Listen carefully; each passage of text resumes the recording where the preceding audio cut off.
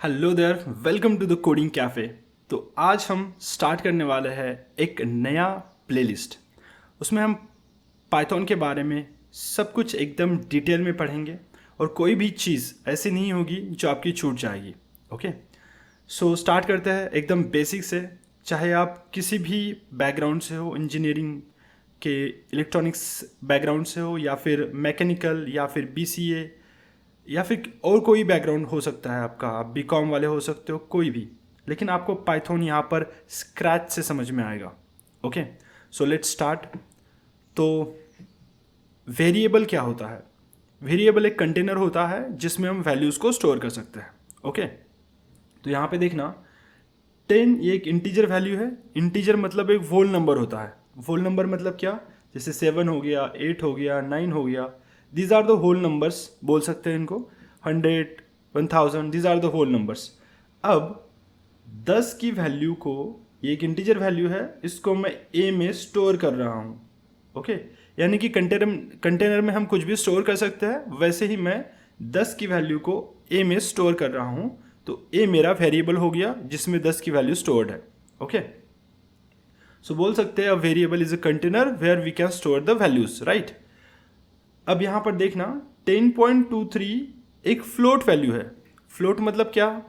Float मतलब वो value जहाँ पर डेसिमल आता है। ओके, सो यहाँ पर decimal like 7.8, okay, 4.5, so these are decimal values, क्योंकि इसमें पॉइंट आ रहा है, इसमें डेसिमल आ रहा है। ओके, इसी को बोला जाता है फ्लोट वैल्यू। अब यहाँ पर क्या हो रहा है कि इस फ्लोट वैल्यू को 10.23 को भी मैं स्टोर कर रहा हूँ बी में। ओके, मतलब एक वेरिएबल में इसको भी स्टोर कर रहा हूँ।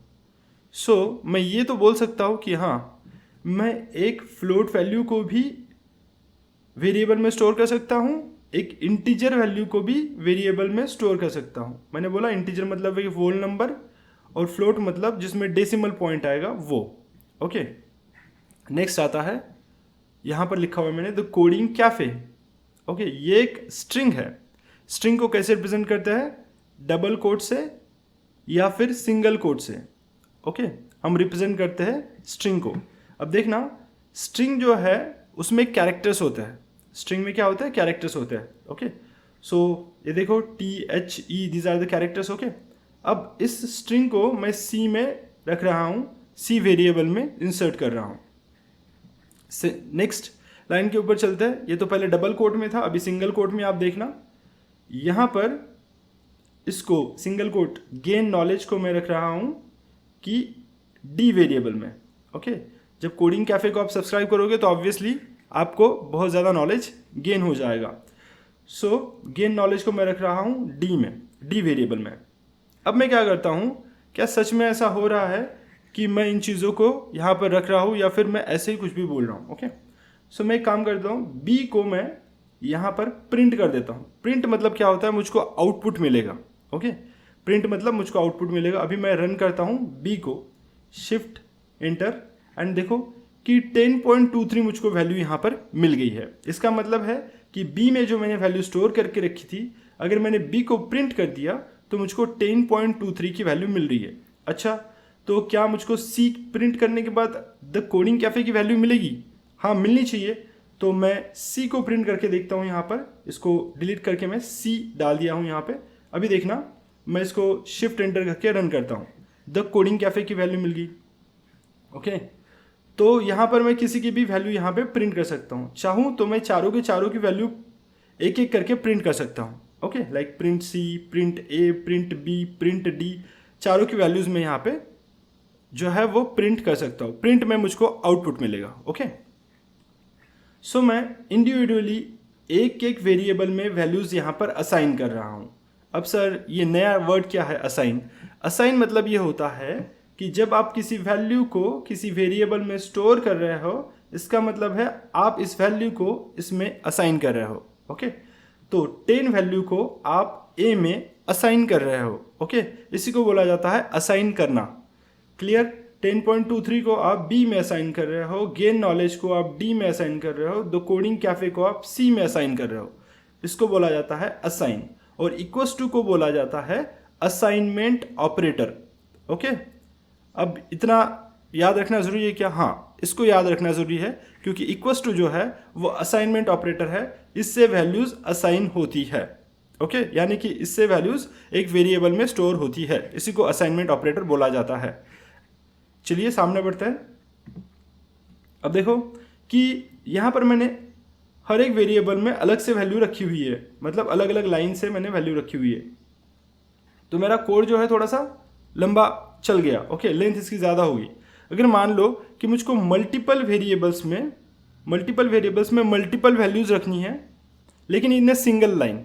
ओके, देखो यहाँ पर क्या बोल रहा हूँ मैं, मल्टीपल वेरिएबल्स है मेरे पास में, ओके, उसमें आपको मल्टीपल वैल्यूज़ रखनी है, लेकिन आपको कैसे रखनी है, वो एक सिंगल लाइन में रखनी है। तो फिर यहाँ पर देखना कि सिंगल लाइन में कैसी वैल्यूज़ को रखा जाएगा। ई में जो है वो 10 की वैल्यू चली जाएगी, एफ में जो है वो 10.23 की वैल्यू चली जाएगी, जी में द कोडिंग कैफ़े की वैल्यू चली जाएगी जो कि हमारे चैनल का नाम है, उसके बाद में एच में जो है वो द गेन नॉलेज की वैल्यू चली जाएगी। तो इस तरीके से आप मल्टीपल वेरिएबल्स में मल्टीपल वैल्यूज़ लिख सकते हो इन अ सिंगल लाइन। ओके, तो ये बेनिफिट होता है, आपका कोड थोड़ा सा कम हो जाता है। Okay, I hope so clear है। उसके बाद में मल्टीपल वेरिएबल्स में क्या मैं एक सेम वैल्यू रख सकता हूँ? तो यस, मैं मल्टीपल वेरिएबल्स में भी सेम वैल्यू रख सकता हूँ। तो अभी देखना कि यहाँ पर मल्टीपल वेरिएबल्स है i equals to J equals to K equals to L equals to M equals to N, और सब में मैंने ट्रू वैल्यू रख दी। सर सच में ट्रू वैल्यू सब में आएगी या नहीं आएगी, देखना चाहोगे? तो मैं एक काम करता हूँ, इसको प्रिंट कर देता हूँ और देखते हैं कि क्या सच में ये पॉसिबल है। ओके, तो यहाँ पर देखते हैं, प्रिंट करते हैं जे और आई को। ओके, सो प्रिंट जे को प्रिंट करते हैं। ओके, उसके बाद में इसको कॉपी कर लेता हूँ सो दैट हमारा थोड़ा सा टाइम बच जाए, और मैं यहाँ पे जे की जगह अभी आई लिख रहा हूँ। तो इन दोनों को मैं प्रिंट करता हूँ, shift enter, and you will see कि हाँ ट्रू दोनों में भी ट्रू वैल्यू आ चुकी है। तो क्या मैं यहाँ पे सिर्फ ट्रू और फॉल्स लिख सकता हूँ? देखो, ट्रू और फॉल्स जो होता है ना, वो बुलियन वैल्यूज़ होती है। कौन सी? बुलियन वैल्यूज़ होती है ट्रू एंड फॉल्स। इसको ऐसे लिखेंगे, बुलियन। ओके, बुलियन वैल्यूज़ मतलब ट्रू एंड फॉल्स, इसको याद रखना है। बुलियन वैल्यूज़ मतलब ट्रू एंड फॉल्स। ओके, देखो सामने बढ़ते हैं। अभी मैंने ट्रू की जगह यहाँ पर 10 या फिर 20 कुछ वैल्यू रख दी। ओके, 20 रख दी फॉर एग्जाम्पल। अभी दोबारा रन करता हूँ इसको, एंड यू विल सी कि हाँ इसमें भी 20 आ रहा है, इसमें भी 20 आ रहा है, मतलब जे में भी 20 है, आई में भी 20 है। इसका मतलब है कि सब वेरिएबल्स को एक सेम वैल्यू अगर देनी है तो उसको इस तरीके से मैं वैल्यूज़ को असाइन कर सकता हूँ। ओके, आई होप सो कि ये भी क्लियर है। ओके, अब ऊपर वाला, क्या ई में सच में 10 वैल्यू है या फिर एफ में 10.23 वैल्यू है? तो इसको प्रिंट करके देखते हैं। ओके, प्रिंट, और मैं एफ को प्रिंट करना चाहूँगा जिसमें 10.23 की वैल्यू असाइन की हुई है, राइट। इसको रन करके देखते हैं, एंड यू विल सी कि यस 10.23 की वैल्यू मुझे असाइन हो चुकी है। ओके, एफ को 10.23 की वैल्यू असाइन हो चुकी है। इसका मतलब है कि जो भी हम पढ़ा रहे हैं वो एकदम सही से जा रहा है, और आई होप सो कि सारी चीज़ें आपको क्लियर है। ओके, उसके बाद सामने बढ़ते हैं।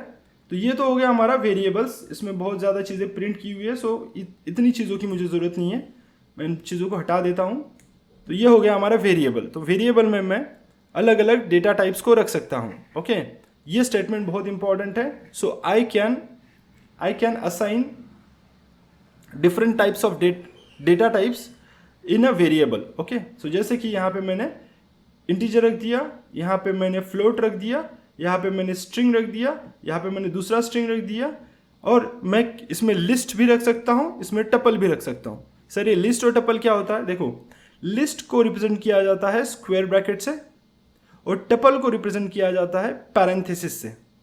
ओके, अब ये स्क्वायर ब्रैकेट से लिस्ट को रिप्रेजेंट किया जाता है, ये याद रखना है, और टपल को पैरेंथेसिस से रिप्रेजेंट किया जाता है, ये याद रखना है। ओके, मैं थोड़ा सा एक ओवरव्यू दे रहा हूँ, याद रखोगे तो बहुत बढ़िया है। ओके, लिस्ट स्क्वायर ब्रैकेट से और टपल पैरेंथेसिस से रिप्रेजेंट किया जाता है। अब चलते हैं अरिथमेटिक ऑपरेटर्स के ऊपर। ओके, अरिथमेटिक ऑपरेटर्स मतलब एडिशन हो गया, सब्सट्रैक्शन हो गया, मल्टीप्लिकेशन हो गया, या फिर स्क्वायर हो गया किसी चीज़ का, तो उसको बोला जाता है अरिथमेटिक ऑपरेटर्स। ओके, तो अभी देखो कि यहाँ पे मैंने 4 की वैल्यू ए में असाइन कर दी, 2 की वैल्यू बी में रख दी। ओके, असाइन कर दी मतलब रख दी या फिर स्टोर कर दी। ओके, अब ए में 4 है, बी में 2 है, सो 4 + 2 क्या हो जाएगा? ऑब्वियसली 6 होगा। अब मैं क्या कर रहा हूं, इस 6 की वैल्यू 4 + 2 मतलब 6 की वैल्यू टोटल वेरिएबल में स्टोर कर रहा हूं, राइट। अब टोटल वेरिएबल में मेरी 6 की वैल्यू आ चुकी है। अब मैं प्रिंट करूंगा टोटल को, यानी कि प्रिंट करूंगा 6 को। तो 6 प्रिंट होना चाहिए, यस और नो? यस। ओके, सो यहाँ पर मैं एक काम कर देता हूँ, थोड़ा सा ये दूर चला गया, इसको थोड़ा सा पास में लेके आता हूँ। ओके, सो दैट मैं जल्दी से आपको समझा सकूँ। अभी देखना टोटल में 6 आना चाहिए। So let's run this and you will see कि हाँ यस, इसमें 6 वैल्यू आ चुकी है, यानी कि हम जो एडिशन परफॉर्म कर रहे थे वो सक्सेसफुली हो चुका है। ओके, नाउ सब्सट्रैक्शन के ऊपर चलते हैं। अब मैं ए में 4 की वैल्यू है और बी में 2 की वैल्यू है। ओके, अगेन यहाँ पर देखना 4 - 2 आएगा, क्योंकि ए में 4 की वैल्यू थी, बी में 2 की वैल्यू थी। ओके, सो 4 - 2 कितना आ जाएगा? 2 आएगा, आंसर 2 आएगा। अब 2 की वैल्यू टोटल में चलेगी ऑब्वियसली। ओके, 4 - 2 की वैल्यू टोटल में चलेगी और मैं प्रिंट कर रहा हूँ टोटल को। प्रिंट जैसे ही कर रहा हूँ टोटल को तो मुझे 2 मिलना चाहिए, यस और नो? अब मैं इसको रन करता हूँ तो देखना कि ये मुझे 2 वैल्यू मिल चुकी है। क्लियर? ओके, अब सामने बढ़ते हैं मल्टीप्लिकेशन की तरफ। बढ़ते देखना अभी कि मैं क्या कर रहा हूँ, यहाँ पे मल्टीप्लिकेशन कर रहा हूँ। मल्टीप्लिकेशन को कैसे डिनोट किया जाता है? यहाँ पर इनटू को कैसे डिनोट किया जाता है? स्टार से। इनटू को कैसे डिनोट किया जाता है पाइथन में? स्टार से। अगेन इनटू को कैसे डिनोट किया जाता है पाइथन में? स्टार से। ओके, तो अभी मैं क्या कर रहा हूँ, 6 वैल्यू यहाँ आ जाएगी, 3 वैल्यू यहाँ आ जाएगी, 6 × 3 18 बन जाएगा और 18 की वैल्यू में स्टोर हो जाएगी। ओके, अब उसी वैल्यू को मैं प्रिंट करूंगा। अगेन देखना यहाँ पर 6 × 3 की वैल्यू में स्टोर हो गई है, प्रिंट कर रहा हूँ उस वैल्यू को। अभी देखना, रन करके देखता हूँ तो 6 × 3 = 18 होना चाहिए। ओके, सो 18 हो चुका है। इसका मतलब मल्टीप्लिकेशन परफॉर्म किया जाता है हमारा स्टार से। ओके, नाउ सामने बढ़ते हैं।